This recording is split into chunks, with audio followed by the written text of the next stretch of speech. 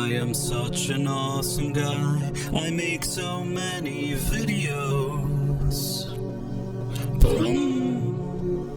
Hello there, Price of Reason here with a movie review.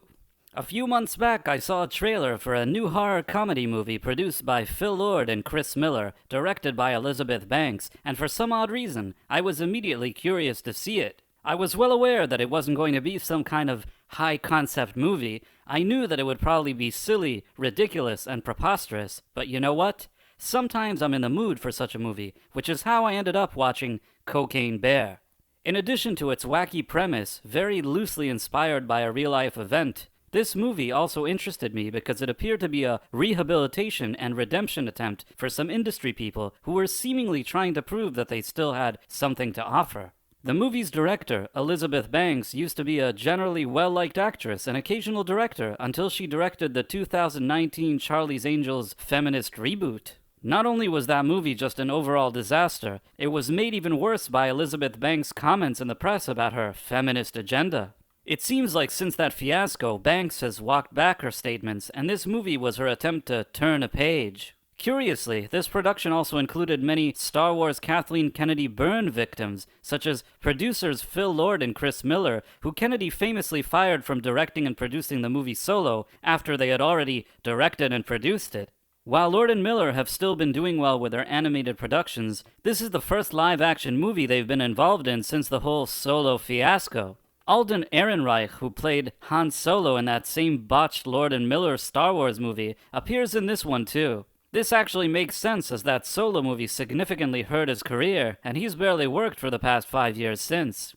Keri Russel, who appeared in Kathleen Kennedy and J.J. Abrams' Star Wars Rise of Skywalker, has also barely worked during the 4 years since that movie's release too, for some reason, and she, of course, also appears in this movie. It's almost like they were all in the same therapy group and they somehow ended up making a movie or something. But redemption attempts aside, the real question is this movie any good? And my answer to that is, kind of.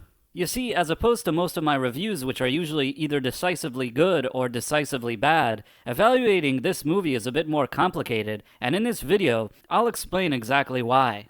The plot for this movie is very simple. In 1985, after a drug dealer's mishap and death during an air shipment of coke from Colombia, a large quantity of the substance ends up in a Georgia forest. Once a bear ingests it, it becomes addicted and continues to consume more and more of it, as it also goes on a killing rampage. Meanwhile, the criminal that was supposed to receive the original shipment, played by the late Ray Liotta, is under pressure from his Colombian associates to recover the $14 million coke shipment. There's also a police detective trying to find Ray Liotta, and a mother played by Keri Russel trying to find her daughter and her friend in the forest too. There are a few additional minor characters in the movie, like 3 teenage hoodlums, a forest ranger, an environmentalist, a tourist couple, and some medics. While many of these characters don't contribute much to the plot itself, some of the scenes with them are still, fun to watch.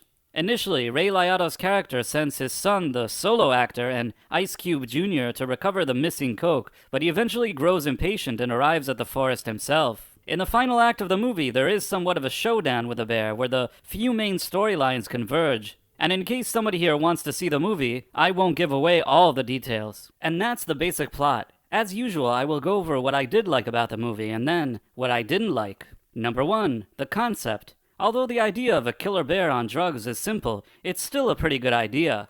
It works marketing-wise, and it also works within the movie itself. Number 2, as advertised. In recent years, we've seen plenty of bait-and-switch movies where you expect to see one thing based on a trailer and end up getting another. Take, for example, the stinky Ant-Man 3 movie that teased a plotline that would have Kang turn back time for Scott, only for it not to be in the actual movie itself. With this movie, though, I'm happy to say that it is as advertised. A wacky movie about a killer bear on drugs, and it delivers exactly what it says. Number 3, the bear.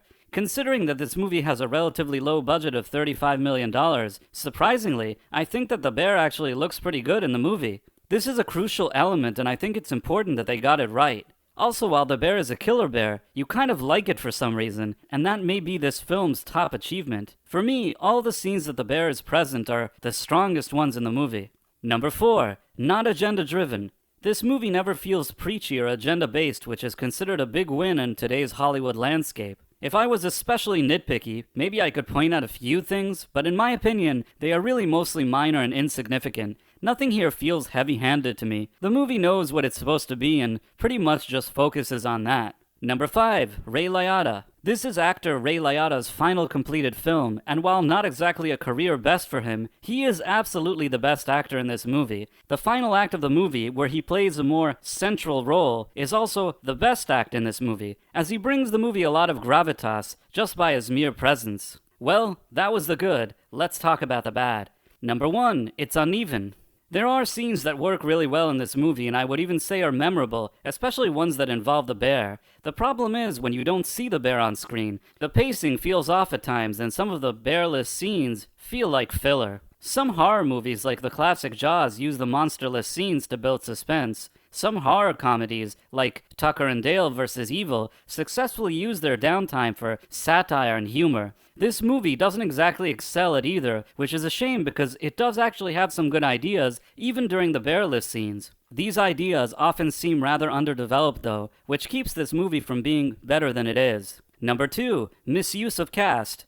When you have a movie that includes a screen veteran like Ray Liotta, Keri, Russel, Ice Cube Jr., and even Alden Ehrenreich, who I think is actually good in this, it feels like there's more you can do with them. While watching this movie, I couldn't help but feel that they were either underused or not properly utilized at all. This is very apparent in the final act of the movie, where there's more interaction between these actors and the movie significantly improves as a result. Which brings me to my next point. Number 3, the writing. With this cast, this premise, and a stronger screenplay, the movie had so much more potential than what we see. Instead of the lost kids and the late arrival of Ray Liotta's character, I think they could have made 2 simple script changes that would have already improved it. The mom could have been a ranger, and on her day off she's camping with the kids in the forest when her daughter suddenly disappears. Ray Liotta should have already been active in the movie in the first act, and he should have led a team into the forest that could include his son and the henchmen as they try to recover the coke shipment and some detectives on their tail. I think that the banter and interaction between them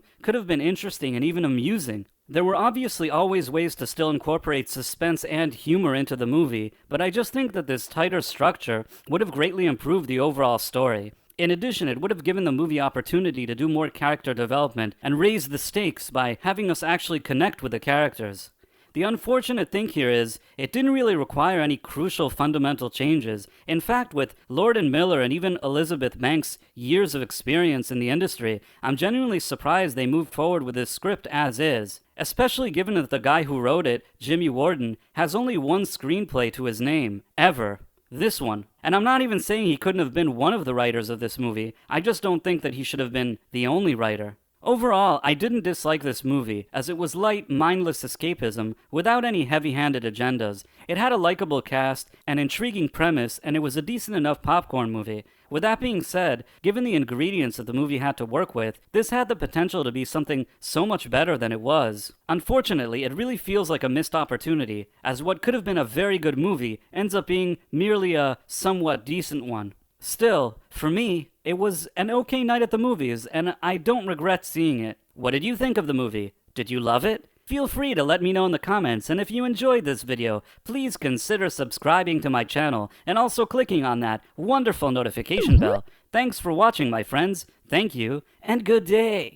I am such an awesome guy. I make so many videos.